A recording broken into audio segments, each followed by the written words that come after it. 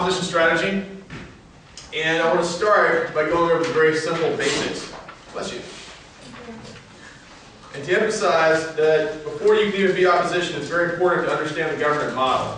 Now, Sneaka has talked a lot about what should be in that model. I'm not going to repeat any of that, but I'm simply going to say that in a lot of debates I've watched where the opposition team did a poor job, in many cases it's because they didn't understand the model, or because one person understood it, but there were multiple understandings of that model on different parts of the team.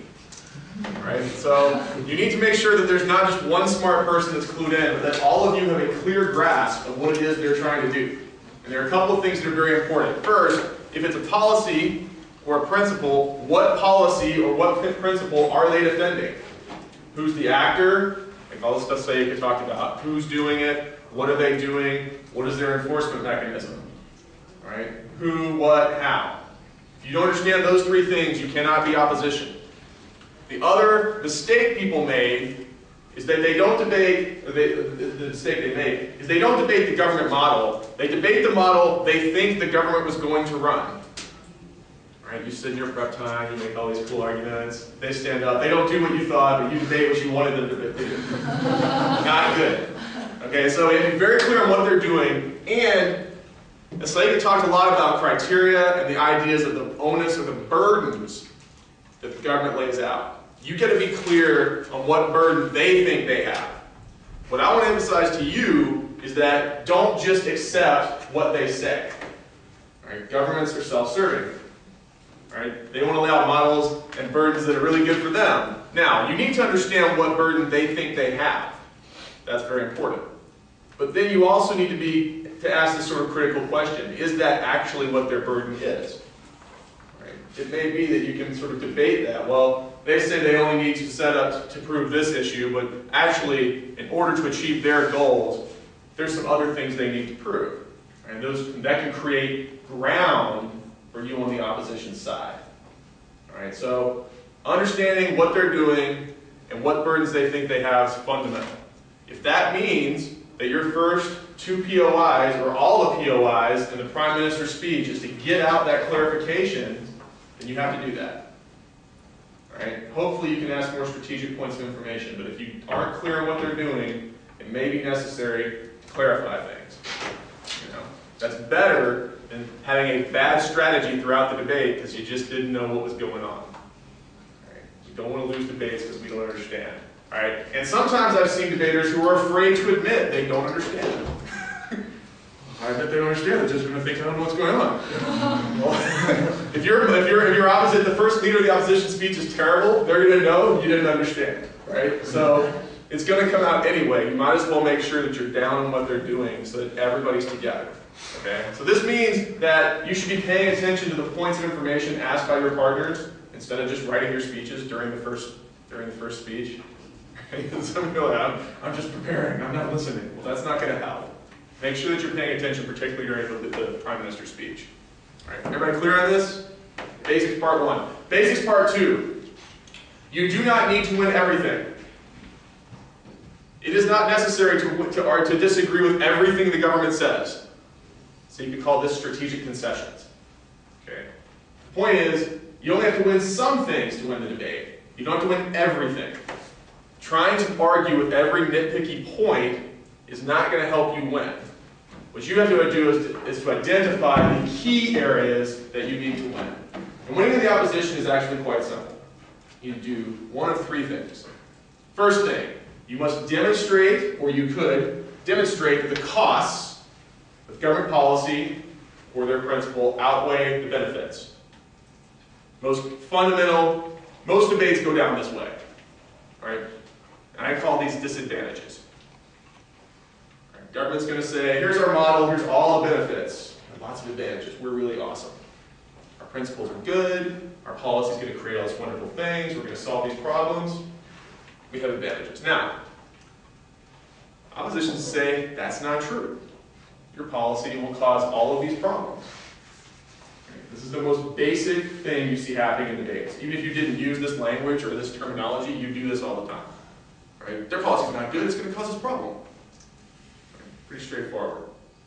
Now, what I want you to do is to think a little bit about the components of these arguments, because I think you can help yourself create better disadvantages if you think about what goes into them. All right, so I've written some terminology down here. First, the disadvantages have three basic parts. Three basic parts.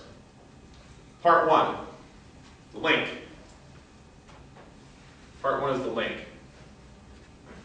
The link is what connects the disadvantage to the government case. I.e., you want to be specific about what part of the government policy triggers the negative stuff you're going to talk about. This goes back to understanding what they do. Right? What exactly, which component of the government policy is going to cause this problem? Right? You want to be clear about that. Because being able to pinpoint it helps to highlight what they've done. Now, this is why part of the clarification becomes important. You don't want them to try and get up and say later on, oh, well, we're not actually defending that action. You misunderstood. We're going to do this other stuff. We're not actually going to cause that problem because we don't take that action. Right. Now, if governments do that, then you will have some ground to suggest that government policy has shifted. But that's also why it's important to get it clarified early on. Link pinpoints which particular action we're talking about. Second is uniqueness. Everybody knows what I mean when I say status quo? Yeah. Status quo is what? Current situation. When you're arguing a disadvantage, you need to be able to prove the status quo is not causing that problem already. Okay? You need to be able to say, everything's fine now. We don't have this problem. This particular government action will cause it to take place. Right? Because if the government gets down and say, well, yeah, you know, we will spend a lot more money, but who cares? The global economy is already destroyed. What do we really? How can we actually make things worse? Well, maybe it doesn't matter then. You need to be able to point to where the situation now is okay. They push us over the edge of disaster, so to speak. Right. Third part is the impact, where you need to quantify the actual negative things that are taking place. What will they cause? How bad will it be?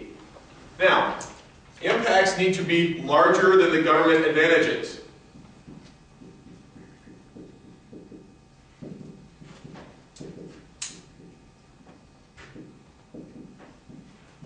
Otherwise, it's a waste of your time.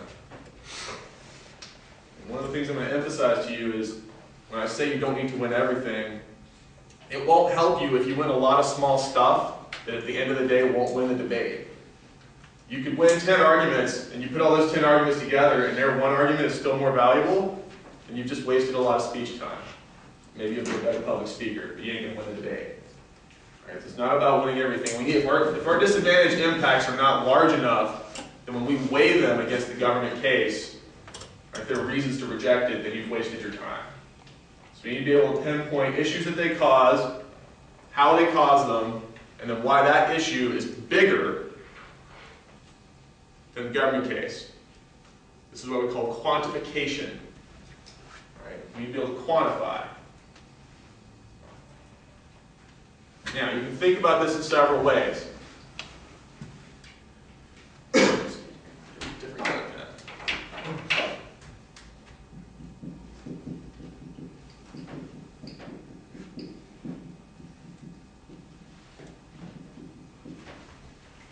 First is breadth, i.e., how large would the problem be? Who is affected? How many people? How broad-based is that impact? Think about something like pollution. Pollution affects a large number of people.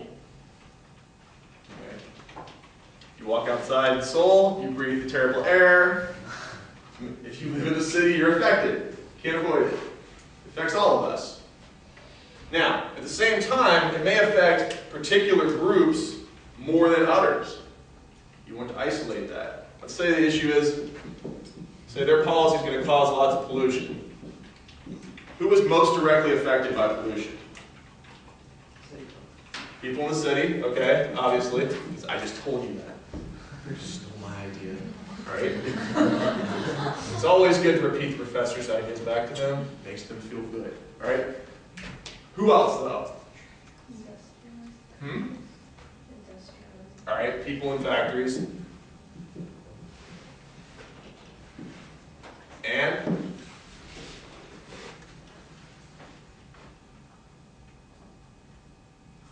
Animals. Animals. Well, they're not really people, but they're out. Tree hugger. Children. Right? Who else? Old people. And those who are already sick. Right? So you could say, well, yeah, they're going to cause a lot of pollution, and that's going to make, like, everybody's going to get sick. But that doesn't sound as believable or as persuasive to say, look, pollution does affect everybody, but there's specific groups of people that are going to be hurt by their policy. Factory workers are going to be more sick. People who are already sick are going to get even worse diseases, or the disease will be exacerbated. Children. Everybody wants to save the children. Right? Your grandparents in old age will have worse health problems. Specificity becomes important. So you want to talk about the breadth of it. The other thing we want to talk about is severity. Some impacts, while not affecting many people, affect people so severely that we need to reject them anyway.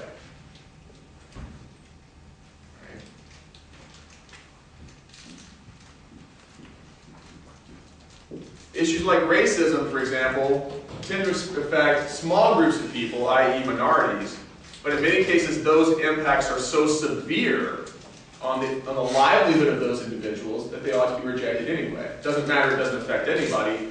The group is so detrimentally affected that we need to reject them. We need to quantify our impacts. What are they?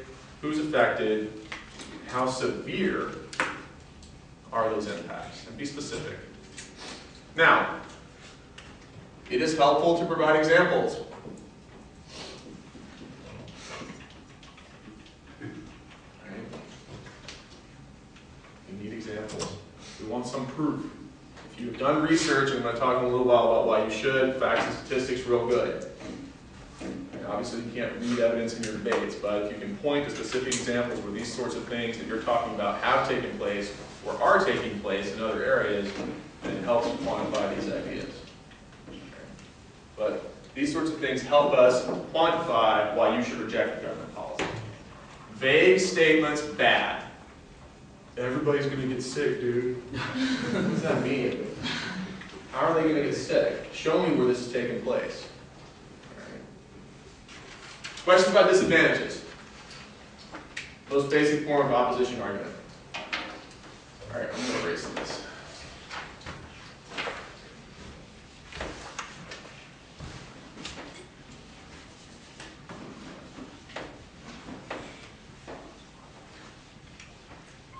All right, second type. Second thing you do. Sometimes the government's right, there's a big ugly problem. And I'll say in many cases, I don't think it's often the case that you're going to win debates by just saying there is no problem. I see this happen a lot. Government's right, it's really not that bad. Okay, maybe. All that type of argument usually helps you do is make your disadvantaged impacts better. It's not enough to just say there is no problem unless the government's really dumb. Right? If the government's so dumb that they're fixing a problem that doesn't exist, you probably don't need most of what I'm going to talk about anyway. Right? But challenging the issue, the nature of the problem, may help you in quantifying your disadvantages. Okay? But don't ever make the mistake of believing that that's enough to win a debate, because it's very rare that that is actually the case. Sometimes you're not going to be able to do just a disadvantage, or it doesn't seem strategic, and so you can talk about this a little bit, and you need to offer a counter-proposal. I think the other advantage of counter-proposals is they often catch the government off guard. I think counter-proposals are often an underused strategy. Right. Now, what that means is you're conceding the idea that there's a problem with status quo. You're right, something needs to be done, but we don't think you're the right solution. Right? We got a better alternative that has better advantages. That's fine, because you're still rejecting the initial claims of the government case, i.e. that this is the policy we should propose. No, problem's there, but we can do it better in a different way. counterproposal has the same burdens as a government proposal, i.e., you need to specify an agent of action. Who is the actor? So I can talk a lot about different agents of action. I'm not going to repeat what she said. Things like the United Nations, the UN, the United States, sorry, all these Uniteds get me confused. The United Nations, the United States, NATO, individual countries, non-governmental organizations, whatever. All those fine. You got to specify what they're doing, actor, policy, actor, action, enforcement. That one's kind of important because people are always whining about practicality. Now, some of this goes back to your research, and I'm going to talk a little bit about the mistakes that I think people make in not understanding the way governmental structures and actors work.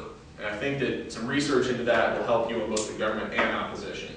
But part of being a strategic team is understanding the limitations of policy.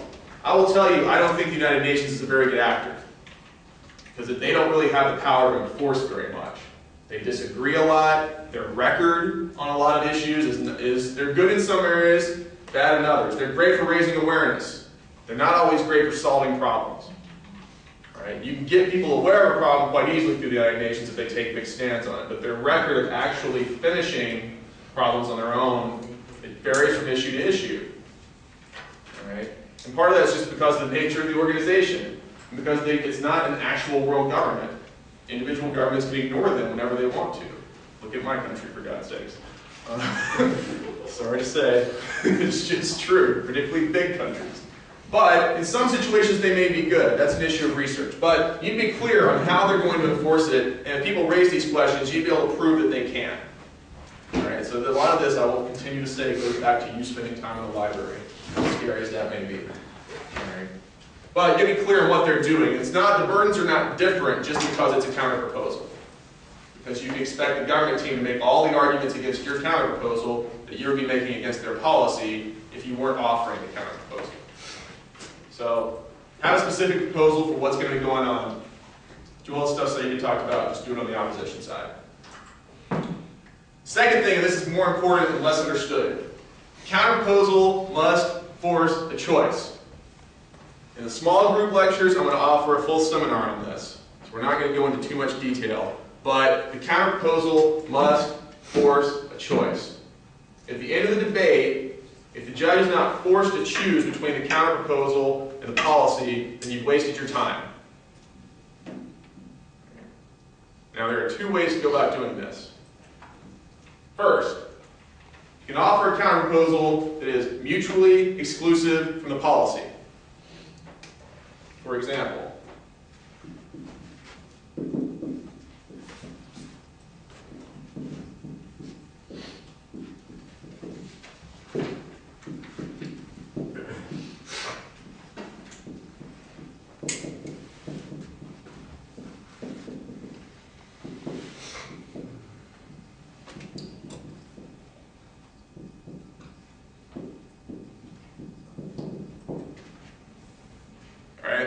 if the topic were about legalizing drugs, the government says, well, we're going to legalize heroin. We've got a big heroin problem. We think the problem is the black market and people don't have clean needles. We're going to legalize it, regulate it, make it very sterile. Okay. Government says this. Opposition says, well, yeah, there's a big heroin problem. The problem is just that people aren't scared enough to stop doing it. So we're going to give people the death penalty for using heroin. Scare them straight. People know they're going to die, they ain't going to do it. Those two things are mutually exclusive, i.e., you cannot combine them. You can't make something legal and increase the penalties to death at the same time. They are mutually exclusive, two polar opposite actions. All right. Choice is forced. Now, you debate the relative merits of which one is better, but at the end of the debate, the government can't say, well, counter-proposal is functionally just the same kind of idea, we could do them together. It's a choice is forced. Now, the problem with this is that it is what I would call an artificial way to force a choice. Which means that In some situations it will be possible, but it's often unlikely. In reality, in most cases, we can do things together. We don't often end up with choices that are this dichotomous in nature. Right? And so in many cases, your counter-proposal may not be mutually exclusive in this way from the government case. So then what happens? Well, in that sort of situation, the choice is forced to net benefits. Force the choice to net benefits. Meaning, you have to prove that the counter-proposal is better than the government policy and better than the combination. So let me give you an example.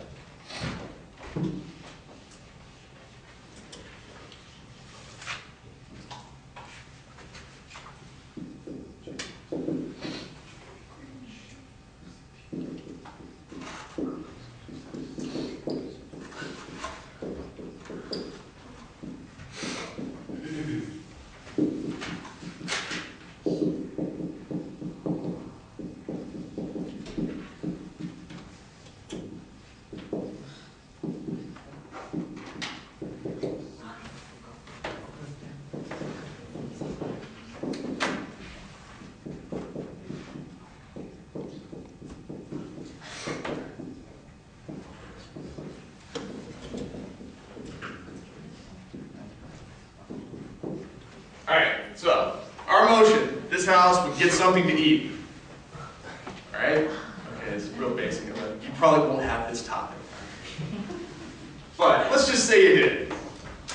So government says, okay, well, all of this room, people in this room, our advanced group, we're going to go to lunch, and we're going to eat samgyeopsal. Which Koreans know what that is. But for those of you who are not Korean, that is Korean barbecued pork. Very tasty. Very cheap.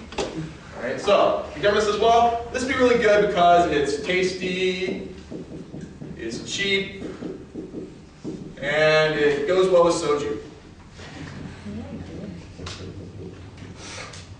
Just Korean alcohol. Okay. Now, can anybody think of a counter proposal?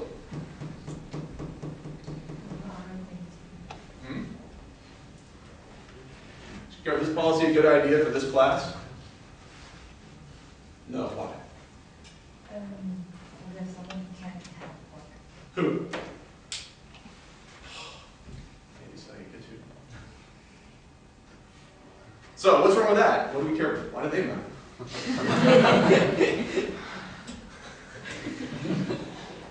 That's just a joke. So, what's your counter proposal? Just kidding, dude. So, counter proposal. The advanced group will eat kimbap, something like that. Chicken soup. I'm sorry? Chicken soup?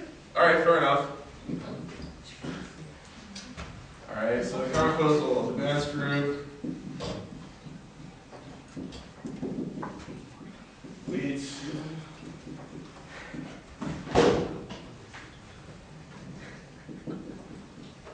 Alright, chicken soup.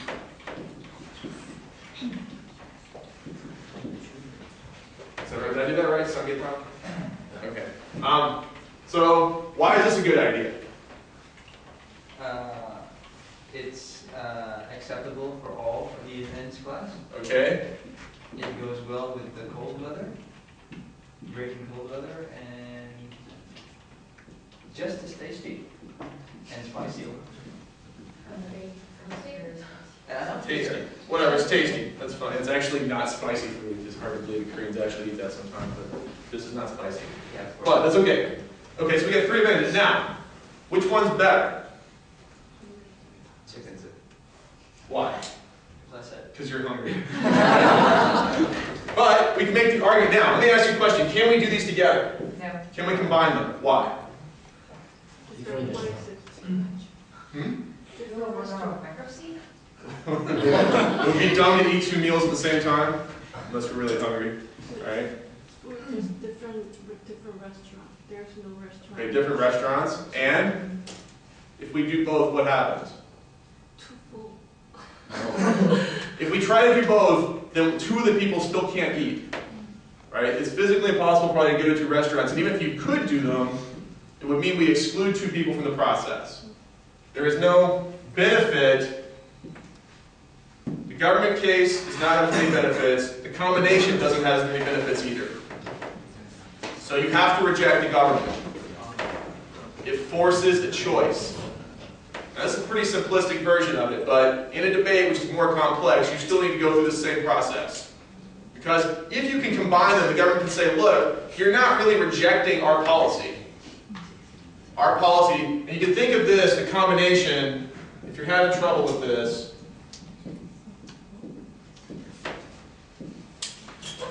in legislative terms, you might call the combination a friendly amendment. Legislator offers a policy, somebody else says, well, yeah, we agree, but we need to add this stuff onto it to make it a little better.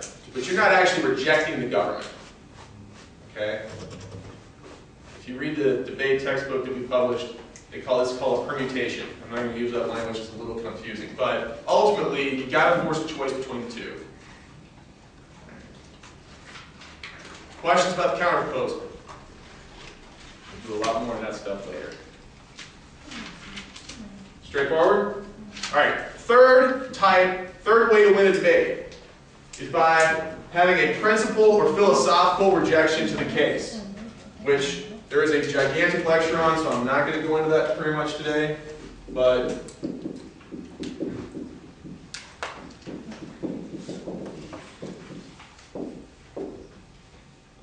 principle or critique. There's a huge lecture at the end of the workshop on first principles. Philosophical objection to the case. And those arguments, I think, are quite useful. Now, even if they offer a policy, you can reject the principle. And I want to explain why for just a moment. That's all I'm going to do with this.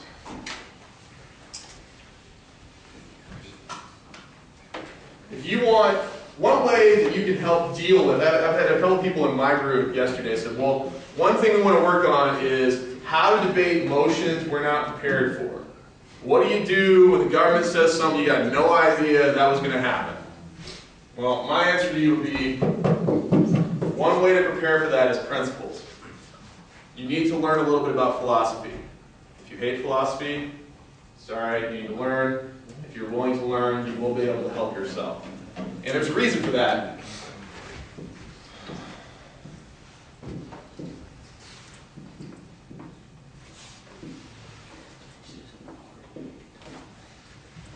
Let's pretend this is actually in a house, not just a bad drawing.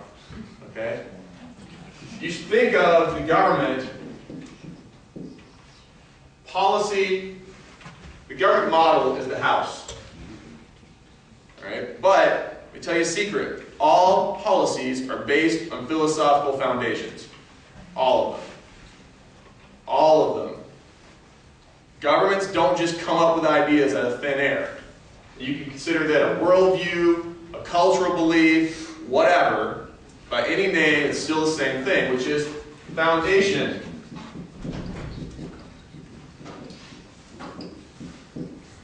Principles and critiques, or question the philosophical foundations of the government policy. They are broad. The government says they're going to defend human rights. Well, the concept of human rights, some would argue, is a very Western concept. Right. Which is more important?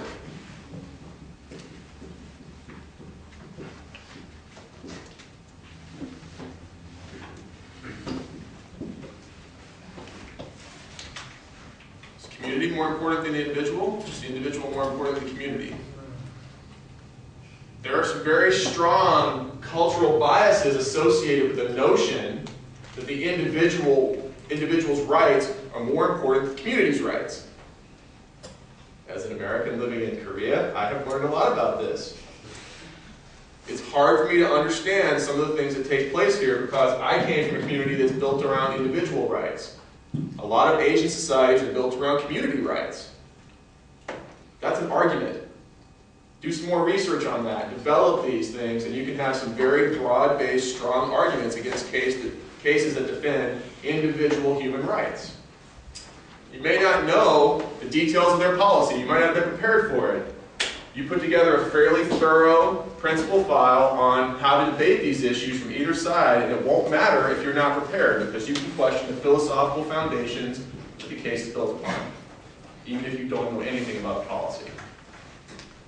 Okay? Philosophy is your friend. Even if it's intimidating, if you learn a little bit about this, this is a way to create very useful generic strategies against lots of cases. Because they can be applied to many different areas. All right, you can start thinking about human rights, utilitarianism, what have you. You can have a long lecture on it. I'm not going to go much further, but I do want to say when you have that lecture, pay attention. This will help you deal with things you're not prepared for. Right? Generic strategy is good. Okay, questions about the stuff I've talked about so far?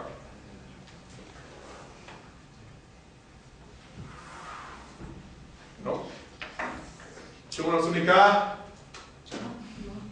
질문 없어요. Do you have questions? I'm not quite sure about what you wrote over there. Next to government benefits of government, where you circled This. right next to that. This. Government HCP. Gov plus CP. Government, yes, government plus counterplan, or counterpose, excuse me. I wrote a combination up under it. So, right, there's the idea that they have to force a choice not just between the government, but the government and the counterproposal put together. If the government can successfully argue it's a friendly amendment, you haven't actually forced a choice between the opposition side and the government side. Fair enough. Other questions? Just trying to make sure I get through this. All right. Yes. I once watched a debate, and the government Yeah. lays out all their arguments and benefits, Yep. and they stated that the opposition should have the burden to bring out their alternative to prove us wrong. So Okay. in the case of the government told the opposition to give the alternative. Yep. In that case, if the opposition didn't prepare for an alternative, does that mean they're gonna? Well, the government's going to say a lot of things that may or may not be true. Right? But there is no rule that says the opposition is required to offer a counterproposal. Not true. Now, they may make arguments as to why your lack of an alternative means you should lose. Okay? Right? So, that may, ultimately it depends on the situation of the debate, but if the question is there a rule that says you have to offer an alternative? No. Right? And in that case, if they say, well, you have no alternative, and you don't have a counterproposal, ultimately the implicit alternative of the opposition would be the status quo. You say, well, yeah, we didn't offer a counterproposal, but our claim will be that the status quo, i.e. doing nothing, is better than what you do. And that's what all of our disadvantages prove. Right? Here's all the problems you cause, which means it's better to do nothing than to take your action. Right? So, there's always, if the government's offering change, that means the alternative is not change. Right? So you're defending the status quo. When you offer a counterproposal, the difference is that you're taking a step away from the status quo and kind of admitting the status quo may not be the best option. Right, so there's always an opposition alternative in that sense. But you have to look at the individual debate. Maybe you do need to offer an alternative, maybe not. But that's not, just because the government says it's true does not mean it's true. Which goes back to the beginning. What are the burdens? And remember, when the government sets out their burdens, you can debate those burdens. Sometimes, because they're always going to try and be self-serving, that's their job. Right? So it's best not for the opposition not to say their policy is only going to work if we add our ideas together with their policy. Right? If the opposition says that, then you're not really rejecting the government. Does that make sense? Force a choice between the two. If you're like, their policy's really cool, we should add these two little things to it, then you're not really forcing a choice between what they said and what you said. Other questions? All right, well, I have some general advice about how to help you in winning on the opposition.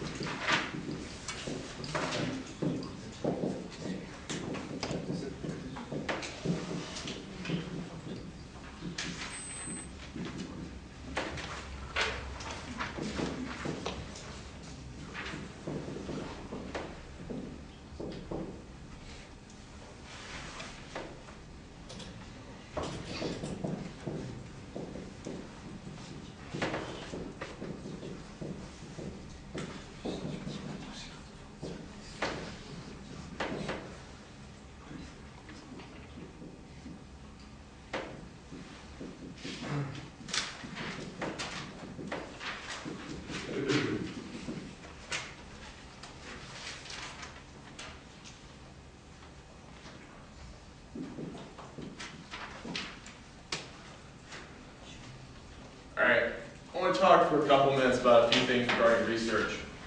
The first thing is that I think you need to spend some time understanding basic civics in major actors that are used in debates. Even advanced debaters don't do this. And I'll admit I'm a bit disdainful of the final round I saw at the Australasian Championships last year. All right, why?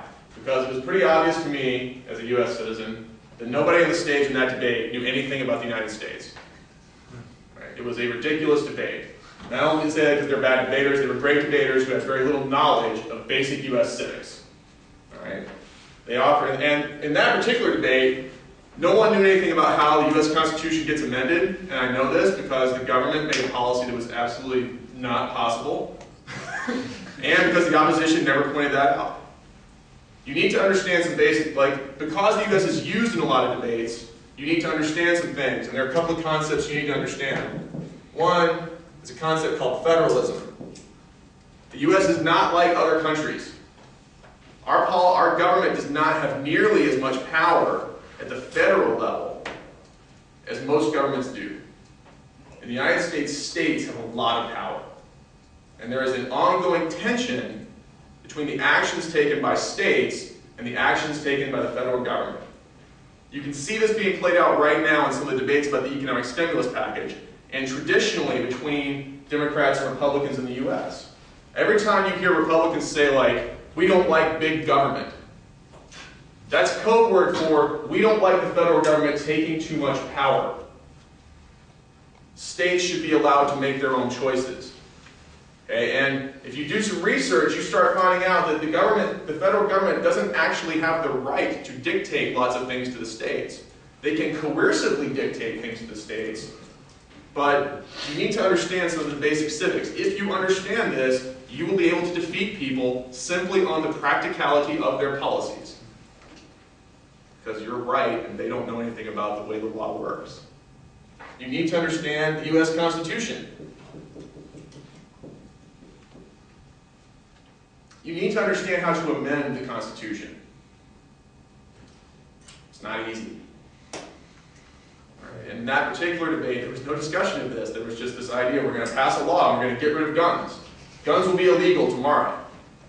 I'm like, really? Wow. That requires a constitutional amendment. That's not easy. All the states have to go through and vote on it. You've got to get a 2/3 majority, as I believe it's a 2/3 majority in the US Congress. Anyway, I don't remember exact details. It's not easy. It doesn't happen quickly. And you need to understand some cultural attitudes about the Constitution. If you want to research gun control, you need to understand that there are lots of law-abiding citizens who just think it's their right to hold a gun. And that many of those citizens would take up arms against the government if the government ever tried to take those guns away. Truthfully. If you're going to say ban guns in the US, my question to you is going to be, how will you take those weapons away? And what's interesting is it requires action on both sides. Even if you've got the constitutional amendment passed, you would then have to work with local law enforcement agencies who are hostile to this policy to collect those weapons. That, or you have to send the US Army into every house, town, and village in the United States. Not going to happen. It will not happen easily, at the very least. All right? Knowing some of those basic things will help you, and it's not just about gun control. There are lots of debates, which I was surprised to learn when I got outside of the U.S., that still take place about my country. But having some basic knowledge of U.S. civics will help you. This also gets to generic arguments. What do you do when you don't know anything about the case? Who's the agent of action? If you know a lot about U.S. civics, you might be able to make some practical arguments that will make it hard for them to win. Right? Sydney should not have won that final round. Right? Sorry. This is just very frustrating to watch. The same thing is true about the United Nations. I spoke about this a little bit earlier. You need to do some research. What's the role of the Security Council? What's the role of the General Assembly? How do policies get implemented if they actually want to do something? People use the UN all the time. And we talk about issues of enforcement, the things that Saeed was getting into. If you know some of the basic civics of the United Nations, you will be able to make generic arguments that aren't relevant so much to the actual issue, but are related to the actor. All right, so my advice is to make a list of actors. United States, United Nations, NATO, whatever. Think about other ones you see on a regular basis and do some research. Broad-based. It will help you in lots of different debates on lots of different subjects. And more importantly, when you start making choices about the actors you want to use on the government side, this will help you as well. Right, it's not just going to help you on the opposition side. It will help you be government and be more effective at it. Understand actors. Second thing, use the library. Dude. People are scared of it. They don't go there. Everything is like, it's not on Google, it doesn't exist now. Well, I'm going to tell you a secret, which is there's a lot of cool stuff in the library. There's these book things that have all this information in them. You probably don't even know what those are anymore, but they're friendly. They will help you. Do some research in the actual library. I'm a big fan of law reviews. Now, some of you are like, I'm not a lawyer, why do I care about law reviews? Good question. You should care about law reviews because lawyers write about everything. Everything. The law affects so many different things. If you can get access to law reviews, you will find wealths of information about a wide range of topics. Right? Now, some of it will be technical and hard to read, I understand that, but at the same time, you will find, if there's a subject you have a hard time finding information on, you may find that a law review is a very useful thing. The other reason I like law reviews and books is because they have these things called footnotes. Footnotes are cool. The reason footnotes are cool is because they give you follow-on information where you can do more research, and because a lot of times authors will make editorial comments in footnotes that they can't defend in the body of their article. Right? They'll speculate sometimes. You will find awesome arguments in footnotes all the time because the authors can't actually prove everything that are in that footnote, which is why they didn't put it in the body of the article. But it's good for arguments, right? And so if you're reading a pretty awesome article, spend some time going through those footnotes at the back of the article. You may find sweet arguments that you can use as a debater. Right? And this is something we did anyway. Law review's your friend, footnotes your friend. Can I tell you as a young debater how many times I found this to be true? One of the most useful pieces of information a coach ever gave me, read footnotes. Just for your own personal research in school, this is also useful, by the way. When you're doing your own papers and things like that. Next, thorough matter files. This is repetitive. I shouldn't have to tell advanced debaters to do this, but I will anyway, because I think people often create crappy matter files. There are a few things I think you need to make sure you're doing in your matter files. In particular, and Sharmila and I talked about this yesterday, it's very important when you create a matter file to put together a historical timeline of that issue. One of the things that people often don't include is timelines. Like, Haney said earlier in answering one of Saeed's questions, well, I would intervene in Gaza. Okay, let's say you want to send peacekeepers to Gaza. Do you understand why you need to go there? Do you understand what's happened in Gaza before? What efforts have been made? Right, you need to understand a little bit about the history of that region in order to have any intelligent debate of what should be done in the West Bank or the Gaza Strip. And the fact is, it's not enough to just like become a news junkie today and start watching the news and learn about the peace process. Right? Do you know about the efforts that were made in Oslo? Do you know how Israel was created in the first place? That stuff matters, because it matters to them now. That's why they're still fighting, is that history. It matters to them in a visceral, personal way. And so even having a small cursory knowledge of that issue is important. If your job is to create a matter file for your team, put together a brief history. I'm not talking about like a 100-page book of everything that ever took place in the Gaza Strip. But here's the key events of the last decade, or the key events of the past 50 years. And pick them out, but identify them so that people have some basic background knowledge that you can use. It's also important because those will help you find examples. You need examples. And being able to identify past successes or past failures on an issue will be useful for creating examples that you use in the context of your debate. All right, you don't just need arguments, you need to be able to show how these things actually work or don't work. All right, I'm about to run out of time. So, two things I want to suggest. First, I want to suggest that you do some practice rounds on definitional challenges. Hear her snickering. A couple of reasons for this. First, sometimes you need to use them. Doesn't happen often, and people really try hard not to, but some cases just beg for definitional challenges. They do. And if you've never even practiced how to make one, the first time you do it should not be in your break round in the tournament. Disaster. Right? Judges don't want to watch it anyway, but if you need to do it, and it's the best thing to do, you have to be prepared to do it. Alright? You should practice definitional challenges. I'm not saying every debate practice round you have needs to be on them. You should go through that process a couple of times. What do you do? Right? And people who have not, that's a problem. The other thing is that I think it's very useful because when you're debating teams that perhaps have a lot more reputation than you, or that you think perhaps are substantially more advanced than you need to be able to adapt and be creative. Now, one suggestion I have is counterproposals, because it shifts the debate onto a negative case. That's a good strategy to use against teams that are very big and very developed, because it gives you a chance to define your own ground in a very thorough way. I would also suggest that those teams often make mistakes. If they don't take you seriously, they might screw up in their definition. Or they might try and be very extreme to outmaneuver you. And you need to be prepared to punish them for doing that. All right. So adaptability and flexibility are keys to being a good opposition team. You need to know how to make a definitional challenge. If you haven't, I'm pretty sure if I did a survey of this room, very few of you would actually say that you've made a definitional challenge in a debate. How many people have actually had a debate on one? One? Two? All right? My point exactly. Do a couple practice rounds. All right? Questions? Yeah. Any questions? Because I'm about out of time now.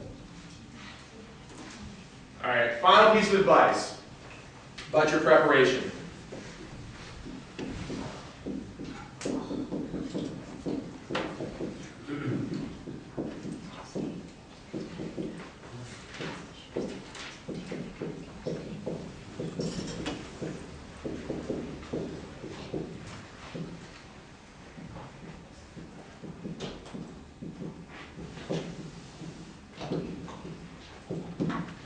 When you're in your preparation time, and certainly for the time you've gotten through the Leader of the Opposition speech, you all as a team need to know what the end game is. What do I mean by that? Well, you need to be able to identify what arguments you're going to be able to extend towards the end of the debate to win the round. You think about that, and I would suggest talk to your partners about this. It should not just be like, well, the whip's going to make all those decisions. Not my problem, dude. No.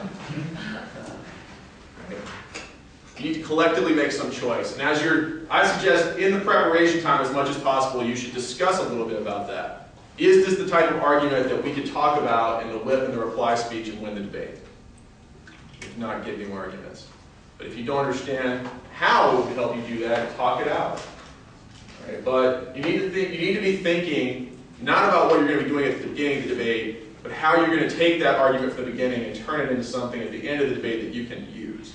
And I think far too often people in their preparation and in their strategy are more concerned about getting through the first couple of speeches and not as concerned about how they're going to turn that into a useful argument.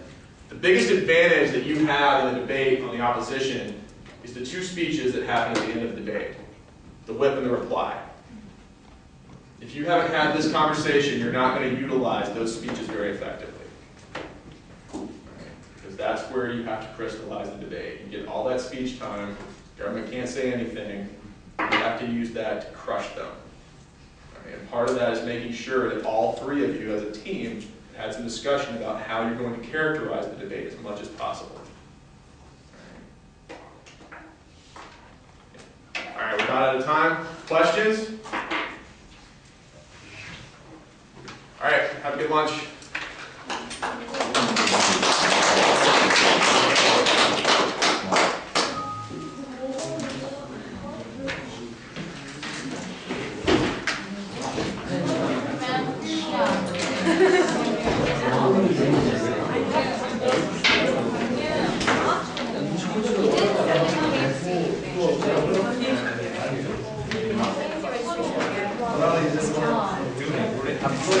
That's